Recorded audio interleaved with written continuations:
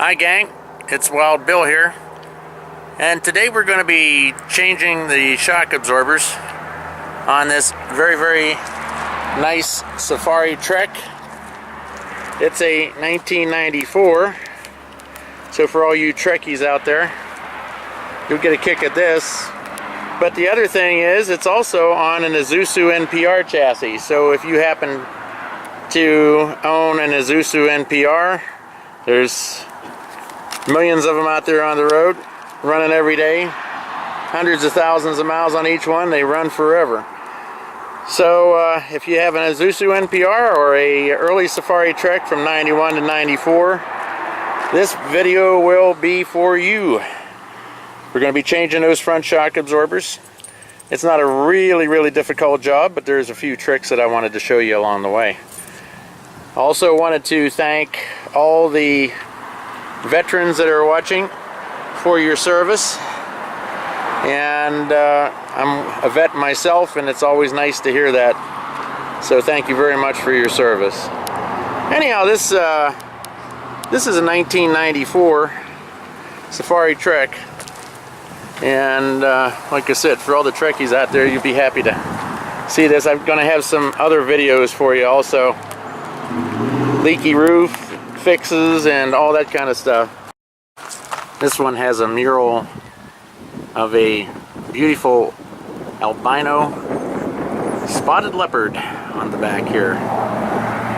So for all you Trekkies, I think you're really going to enjoy this video and some of the other ones I got coming down the line. This is a Safari Trek motorhome. However, since it's a 94, it does have the Isuzu NPR truck chassis. So if you have an Isuzu NPR or the 91 through 94 Safari Trek, this is how you change the front shocks. On the Trek, you definitely have to remove the front wheel to gain access to the shock absorber and the top bolt up there. I don't have a Isuzu NPR truck chassis or truck around here, but I presume since it's a tilt cab, you may not have to remove the front wheel to get to that bolt. If so, you could probably, on the actual truck, you could probably change this without removing the front wheel at all. This is the new shock in place, but when I changed this, it had what I believe is the original shock absorber. This is 2018 and this is a 1994 truck chassis, so that one was quite worn.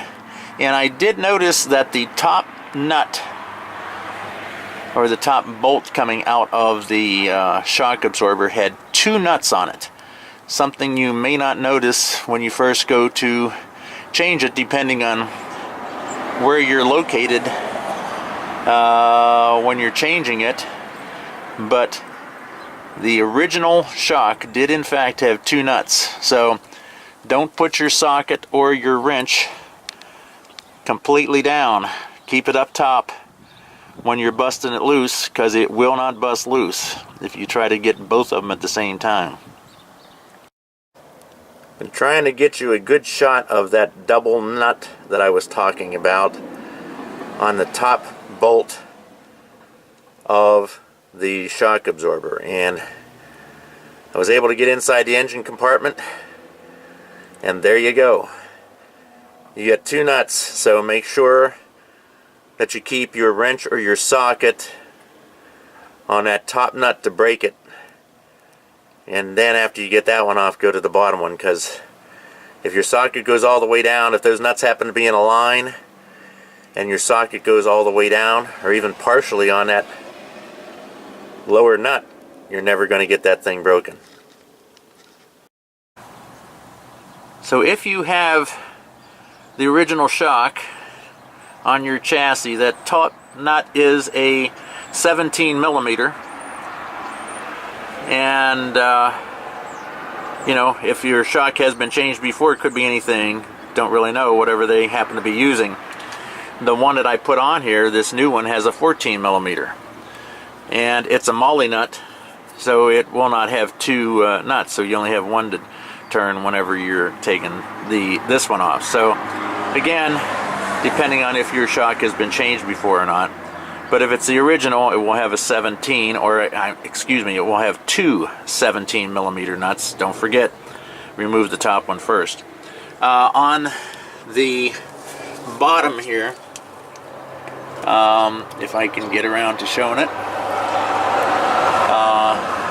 you have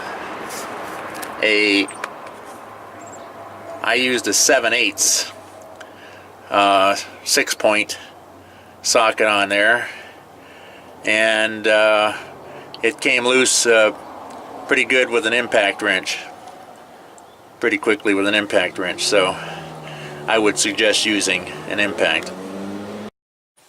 And here's the tools you're going to need to do this job. I would highly recommend, if you have original shocks, now here's the original shock right here.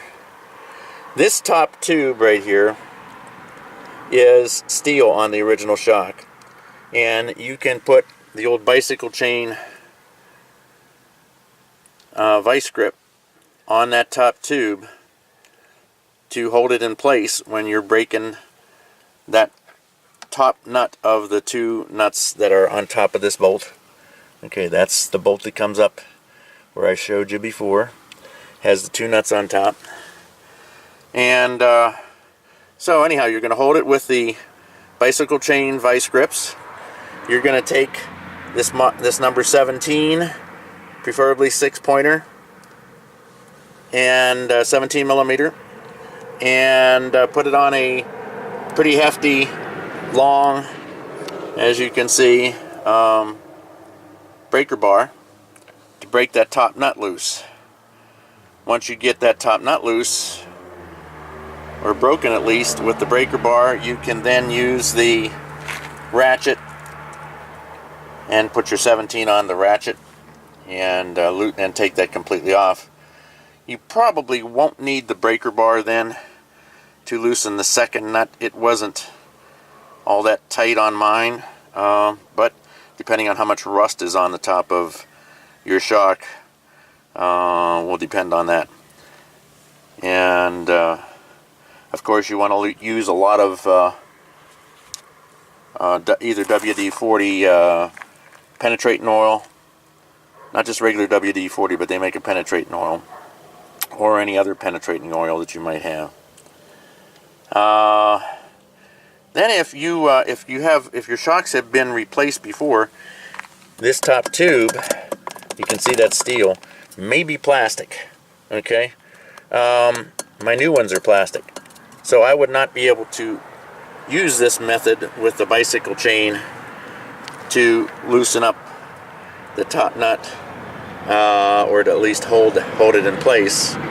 So you could put a thin jawed vice grip on this top here, right underneath the bolt. You can get to that, and this is a pretty thin jawed vice grip. You could put that on there to hold that while you're breaking it loose. You want to make sure it's real nice and tight. And then for the bottom bolt, I highly recommend an electric impact wrench, or if you want to get out the air compressor and you happen to have a pneumatic one, whatever. But and this is a 7/8 socket. That's for the bottom bolt. It's a 6-pointer. It's probably a metric. I used a 6-point 7/8, and that worked tremendous. So that's basically the tools that you're going to need to do this job. Now here we have the chain, I call them bicycle chain vice grips, wrapped around the top of the shock as high up as you can go. And anyhow, see if I can show you that.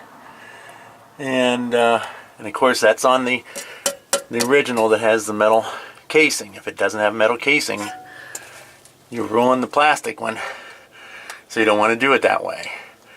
But This one works this way. Get it nice and tight. Use your breaker bar on that top nut. Make sure that you only go down, you know, halfway, so that you're only on the top nut. And that's right up above up there. Right up in here. You put your 17 millimeter on there with your breaker bar, and you'll hear it pop. It's on there pretty snug. Take off the top nut. Once you get it loosened with the breaker bar, then you can use a ratchet on it. Get the top nut off, and then take off the lower nut. Okay, the one that's directly under it on these double nut original shock absorbers. Okay, now most of your new shocks are going to be gas filled, and if so, there's pressure in the shock. They have the gas on of pressure, and so you're going to have a band like this wrapped around it. This one happens to have a band with some zip ties holding it on there, and so I would highly suggest removing this bottom zip tie and putting, and what that's doing is just basically holding these rubber grommets in place here. And anyhow, make sure you have these on the right way. They're narrow on the one side, and you want the narrow side to go in, so that as they squeeze, it's going to lock them in place. Okay, as you tighten that down. So the narrow side goes in. You can see it's pretty wide there. There it is right there. Okay, it goes in, and so you want to have one of your washers on this side. It's a kind of a cupped washer, and put this on the bolt shaft. Have another cupped washer on this side. Usually there's a lock nut. These had a lock nut. Or, I'm sorry, a lock washer. And then a nut on top of that, your big nut. The one that uses the 7/8 6-pointer. So put that on first. Again, after removing this zip tie. Okay. Put that on first. And then you can kind of shove this off to the side so that it's still holding the pressure and not allowing this thing to go completely out, because if it does, you're not going to be able to get it on without jacking up the vehicle and lowering the axle and then putting a hell of a lot of pressure on this to pull it down. So take your nut off, and this cup washer and this rubber grommet, leave these on. Shove it in the hole on the top, or get it aimed towards the hole before you cut your band. Okay? Get it aimed towards the hole, and when you cut your band, hang on to it with your hand and just aim it right towards the hole and get it in there. Okay? Then you can put on your top rubber grommet, your cup washer, and your molly nut, and tighten it all in place. That's how I would do it, because you want to make sure that this is compressed as much as possible, so that it's not too difficult to get on, because once it goes completely out, that's a pretty long shock. Once it goes completely out, it's real difficult to get it back down. Now, this is when you're going to need the thin-jawed vice grip, and you want to put it on this little area right here. Okay, it's kind of thin, so you want as thin of a jaw of a vice grip as you can get to go on there. Okay, and tighten that down nice and tight, and that'll hold this in place so you can tighten down your molly nut. You don't want to put these new ones, again, this one is plastic, this outer case. Yours might not be, but if it's plastic, you don't want to put the bicycle chain vice grip on there, because that'll ruin it. Okay? That's the way I would do it.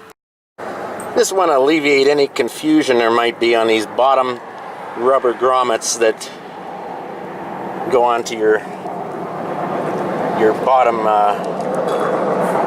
mount here, and you can see that it is beveled on one side and it's beveled on this side, but this is the long bevel here, and the long bevel is what you want to go in. Okay, you want that to go in there, and you want the long bevel on this side to go in here, and they both meet in the middle. You could stick your finger through the hole and you'll see that they both meet. And then when the two you have your cup washer on this side and a cup washer on this side, and when you tighten it up, it squeezes on everything and makes it nice and snug, so you don't get I don't know if you've ever been on a vehicle when the shocks were rattling, bangity bangity bang, whenever you go down a bumpy road, and that's the reason that these were either worn out or they didn't put them in right. Okay, now here we have that bottom spindle and the shock spindle, shock mount, whatever you want to call it. And this one has a big flat washer. Some of them will have a cupped washer, but whichever, you put that on. And here's the first rubber grommet, and of course you want the small bevel to go towards the washer, the large bevel to go in this direction. Put that on first, get it shoved all the way back, and then you'll see when you mount the shock, it just sets right on there, and then you can take your next rubber grommet, and the long bevel goes towards the shock, and then this one has a cup washer on this side. You can see it's a little on the cup side there. You put that towards the rubber grommet. It's also got a lock washer rather, and put your nut on and torque it down. That's what you do. And notice I still have my strap on there. Next thing I do, I'm going to, again, like I said before, I'm going to move that strap over to the side a little bit and get that nut off of there so I can go up into the hole. We'll show you that shortly. Okay, now I've got it, I slid the strap over, took the nut off, the top rubber grommet and the top washer, and you see I got it resting there, and all I need to do is tap on it, snap it into place, and just watch. There's your pressure right there. It pushed it right up in. That's why you don't want to remove that strap till the very last. And once you got her in place, here's the rubber grommet. Put that on first. Here's the cup washer. Put that on. And your molly nut. And then we're going to put the channel locks or the vice grip on. I'll show you that shortly. Okay, now I put the vice grip on that narrow portion, and I'll be able to use my 14mm now with a ratchet and tighten it down. You can see how it puts some pressure on the vice grip there. And torque it down nice and good, and all those rubber grommets will come together, and you won't have any banging or booming. So that's how you change the front shock absorbers on a 1991 to 1994 Safari Trek diesel or an Isuzu NPR chassis. I hope this made it a whole lot easier for you, and if you like it, that'll be great, and you can do whatever you do on YouTube to like my video, since I'm kind of new at this, and sign into the Wild Bill channel, and we'll have many more videos to come. And I would appreciate any comments that you could leave. That would help me out in the future. Thank you very much.